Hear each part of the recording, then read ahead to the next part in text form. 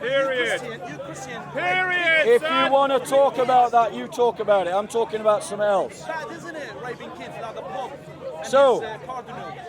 let's talk about. I want to talk about. The truth, do you? I want to talk about Content of everything. Content of everything. what happened in Notre Dame. Pedophiles, man. That's what they are. Pedophiles. The Pope and his. So, notice the response. I'm talking about the death of 165 innocent people, and that's the response. That's what you've got to stand against, and that's why you have to stand up, Christians, because no one is taking notice of your cowardly, your pathetic passivity. No. I want to talk about Notre Dame Cathedral. But ladies and gentlemen, my voice is failing me. So if you want to hear me, I'm going to invite you to move a little closer, because I'm going to stop projecting my voice. So if you want to hear me and you can't, move closer. So, let's just talk about Notre Dame Cathedral. Donald Tusk, in response to the destruction of Notre Dame Cathedral, said that it reminds us as Europeans that we are united by something more than treaties. That's what he said. It is a tragedy of that disgraceful institution known as the European Union that it took this tragedy to remind them of something more profound than their legal treaties and documents. Notre Dame Cathedral is a symbol of our Christian history and heritage. So, if you will humour me, ladies and gentlemen, I'd like to give an informative talk about Notre Dame Cathedral for your edification and education. It will take a while, but bear with me. I promise you, if you stay, you'll walk away from this talk knowing a little bit more, being a little bit smarter on the topic. Paris, or the area of Paris, was first evangelized in the 3rd century by the direction of Pope Fabian. Missionary efforts from Italy to Gaul were sending such likes as Saint Denis, who was appointed the first bishop of Paris, with his companion priests Rusticus and the deacon Eleutherius. These ancient Greek names are quite difficult to pronounce. Saint Denis arrived in Paris and settled on the island of Seine, on the Seine River, known as l'Île de la Cité. The local populace and the governor, Fescinimus Sicinius, under the emperor Decius, was against Saint Denis, and then the 250 Christians that he first converted. Saint Denis and his 2 companions were seized and martyred in Paris. Shortly after his death, he was venerated by Christians as a saint and martyr. A pious matron named Catula led the erection of a shrine over their burial site. So Christians have been in Paris for over a millennia. In October the 12th, 1160, Maurice de Sully was raised to be the Bishop of Paris and proposed the construction of a cathedral dedicated to our mother, the Virgin Mary. In 1163, The first stone was laid in the presence of King Louis VII and Pope Alexander III. There were 4 phases of construction. The first was between 1163 and 1182. The second between 1190 and 1225. And the third between 1225 and 1250. Now, brothers and sisters, it takes an entirely different worldview for a builder to lay a stone to a building that he will never see completed. Because that is how our European ancestors thought. They had a vision enlarged by eternity. And so they put the seeds in the ground for things thinking about the future. Whereas today, in our atheistic society, we can't think beyond the next parliament. Think about that.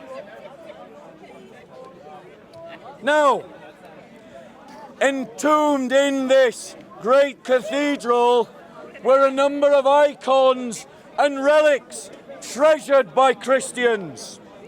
Amongst them, it is alleged, was the icon of the crown of thorns that had, it is said, thorns of the crown of thorns that was placed on Christ's head and was brought to Notre Dame after the French Revolution, deposited in Notre Dame.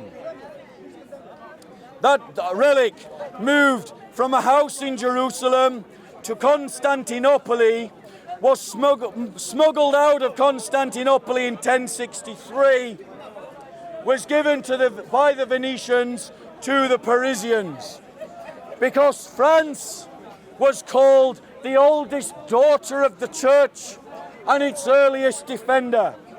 But other relics include the tunic worn by King Saint Louis IX of France, who himself led a noble crusade to help persecuted Christians. There's 3 famous rose-stained glass windows designed to flood the dark building with light, because at the time of the construction of Notre Dame, the church had developed a new form of architecture called Gothic that was not mocked by Enlightenment philosophers, but who the founder of the European Union, when it said that I feel most European when I enter into a cathedral. The cathedral bells are 10 in number, each with their own name. The bourdon, which is the heaviest bell, is called Emmanuel, which is tuned to F sharp. Emmanuel brings out the times of sorrow and drama to unite the believers in Paris at the Notre Dame Cathedral. The Gothic cathedral was covered in sculptures illustrating biblical stories for the vast majority of parishioners who were themselves illiterate and used the images to pass down the biblical stories in an oral tradition aided by visual memoir. The sculpture of the right portal shows the coronation of the Virgin Mary, a particular Catholic doctrine. There is a statue of the martyr Saint Denis holding his head over the portal of the Virgin, as well as the Archangel Michael and Satan weighing souls during the Last Judgment.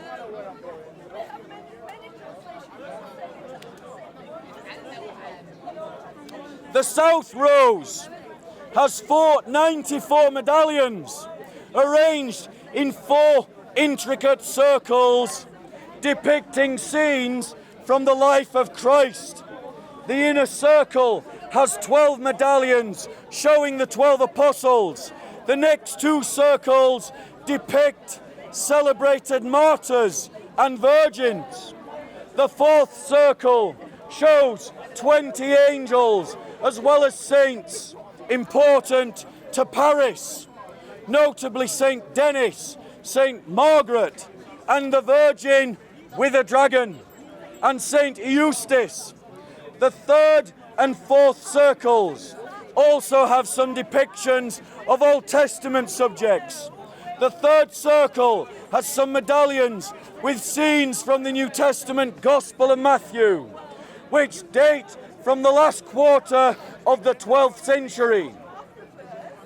The pipe organ itself in Notre Dame is the 27th largest pipe organ in the world, containing 8,000 pipes operated by 153 stops.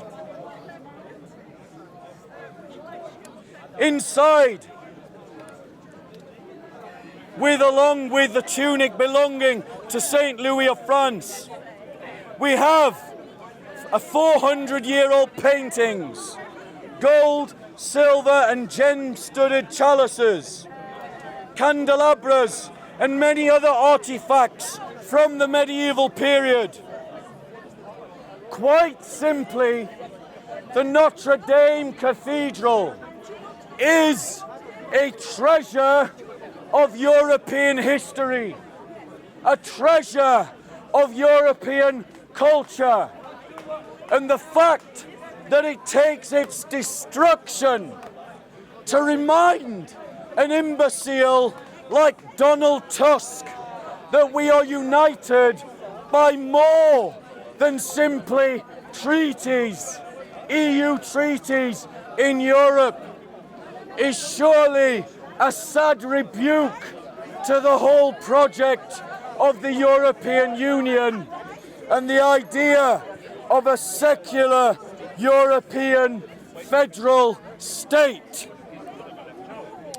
We Christians had a sense of European culture long before the European Union. Every Christian could go from Greece or Hungary to Scandinavia or Ireland and encounter something he understood in terms of values and culture and art because of our Christian heritage. And when we, as Europeans, abandon our Christian heritage, we abandon the very thing that makes us European. We abandon the very thing that gives us our identity. And we aren't going to recover it through treaties. We aren't going to recover it through some civil identity. We're going to recover it by returning to a muscular Christian faith that inspired our ancestors to defend that identity with their lives, with their riches, with their resources, to embellish the European continent with treasures like the Notre Dame Cathedral, to fill it with art that speaks of a civilization inspired by the eternal and the beautiful and the noble, that inspired builders to lay stones to a building that they would never, ever enjoy, because they had a sense of identity that they were betrothing to their children. They built Notre Dame in the sure confidence that the future generations would enjoy the building. Like they are still building the Cathedral of Sagrada Familia, designed by Gaudi in Barcelona. They are building because they believe in a future, and a secular atheist worldview provides us with no future because it disconnects us from our past. And a people with no sense of their history and no sense of their heritage have nothing to stand for, nothing to believe in, nothing to fight for. And that is why our secular Western liberal states are happy to see our culture washed away, whitewashed, discredited, taken from us. As Christians, it is ours, and we will not surrender it to anyone. Not to you, Donald Tusk, not to you, Theresa May, not to you, Jeremy Corbyn. It does not belong to you. It belongs to the church, and it is not yours to do with what you want. And it is wrong of you bishops to surrender that heritage to people who do not believe in it. And to you, the ethno-nationalists, you nationalists who want to treat Christianity like some sprinkling on ice cream, like a decorative garnish. You have no claim to the Christian heritage of Europe. You have no claim to my heritage. The Christians of Ethiopia, Nigeria, Pakistan and Egypt have more claim to Notre Dame than you do. If you separate Christian heritage and European heritage like they are separate, you are not a defender of Christian civilization. You are an abuser of Christian civilization. And I say to you Islamists, you who would seek to take away our Christian identity, we say no. Over my dead body, over my martyred blood, before I would surrender it to you, before I would surrender the cathedral in Alexandria to your abusers, or the churches in Kosovo, or the churches in Lebanon, or the churches in Pakistan. We as Christians are one body, one blood, because we are born in one spirit by one baptism. That is a Christian narrative, better than what the secularists offer you, better than the false ecumenism of weak bishops offer to you, better than what the multicultural relativists offer you. If you can't stand proud on your Christian identity, then give it up. Any questions? Before I move on. Can't take over everything from your humility. Man, say it straight. Man, don't listen to BBC. Man, don't listen to ITV. Brother, let me ask you this question. Do you love your mother? Do you love your mother? If someone was trying to rape your mother, would you stop them? Answer the question. Answer the question. Would you stop the person raping your mother? Yes or no? You'd camcord it. You're sick. Would you? What would you do to stop them? Do a thought experiment with me. Stop being evasive. Answer the question. Your